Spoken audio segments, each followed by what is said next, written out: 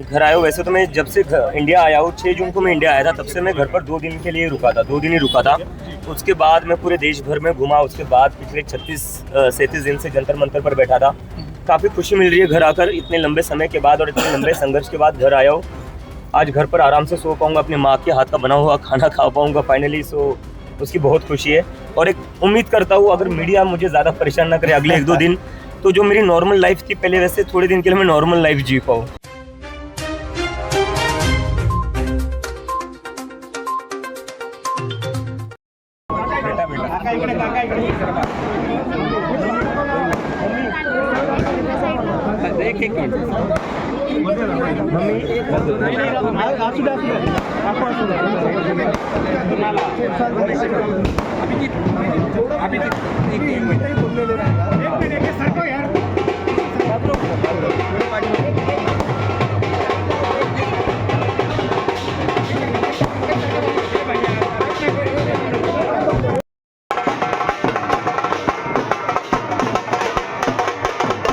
घर आया हूँ। वैसे तो मैं जब से इंडिया आया हूँ 6 जून को मैं इंडिया आया था, तब से मैं घर पर 2 दिन के लिए रुका था, 2 दिन ही रुका था।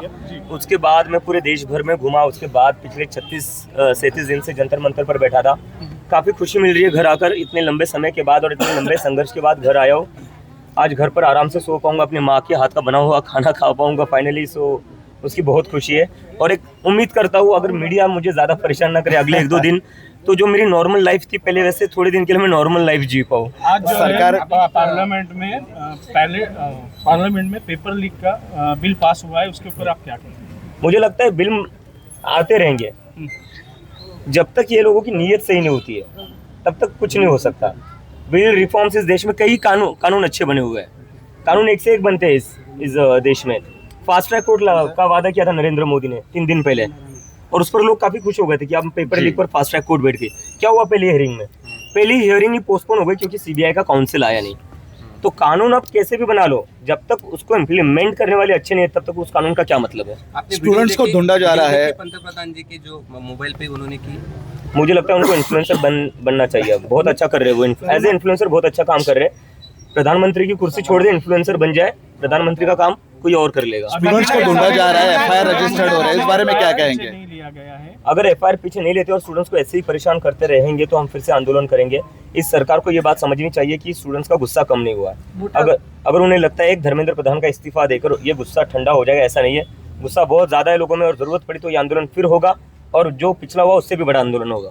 कंगना राणावतने एक टीका केली, जे झेंडी होते तिथे त्या ठिकाणी त्यांनी मोदींबद्दल आक्षेपार्ह भाषा वापरली, त्याच्यावर त्यांनी आक्षेपार्ह गटार वगैरह शब्द वापरले उन्होंने त्यांनी। कहा है कि वो गटर छाप है कंगना रनौत है, और उनके माता पिता के बारे में भी कहा है, जो बच्चे आंदोलन करता थे उनके माता पिता के बारे में भी उन्होंने टिप्पणी की है। कंगना रनौत आखिरी बार पार्लियामेंट में कब दिखी थी? सीरियस पॉलिटिशियंस के कोई रिएक्शन होंगे तो मुझे वो बता दीजिए। पार्ट टाइम पॉलिटिशियंस के ऊपर मैं कमेंट नहीं करूंगा। सर, अभी धीरे धीरे जो है वीडियो सामने आ रहे हैं, मार्क जिस तरीके से पैलेट गन का वीडियो सामने आया, बिहार में भी जो है AK-47 हाथ में दिखाई दी है, तो उसके ऊपर आप क्या कहेंगे? मतलब एक जमाना हुआ करता था AK-47 यूज की जाती थी टेररिस्ट के अगेंस्ट। AK-47 जो इस देश में आर्मी यूज करती थी, पुलिस यूज करती थी, वो टेररिस्ट के अगेंस्ट यूज करती थी, लोकल गुंडों के खिलाफ भी नहीं यूज करती थी। ये सरकार स्टूडेंट्स के अगेंस्ट AK-47 यूज कर रही है, तो ये अपने ही देश के युवाओं को आतंकवादियों जैसा ट्रीट कर रही है सरकार। ये बहुत शर्म की बात है। अगर ये सरकार अभी भी नहीं सुधरती है तो चुनाव आ रहे, इस देश का स्टूडेंट इस सरकार को सुधार देगा। और एक चीज़ में ना भूले, एक स्टूडेंट पर लाठी पड़ी तो स्टूडेंट के घर में 4 वोट है। नरेंद्र मोदी बस वोट की भाषा समझते हैं, अमित शाह बस वोट की भाषा समझते हैं, तो उनकी वोट की भाषा से मैं समझाना चाहता हूँ। एक स्टूडेंट पर पैलेट गन चलेगी, एक स्टूडेंट पर लाठी चलेगी, तो उसके घर में 4 वोट है, वो आपके कम हो जाएंगे। वक्त है अभी भी सुधर जाओ, वरना चुनावों में स्टूडेंट सुधार देंगे आप लोगों को।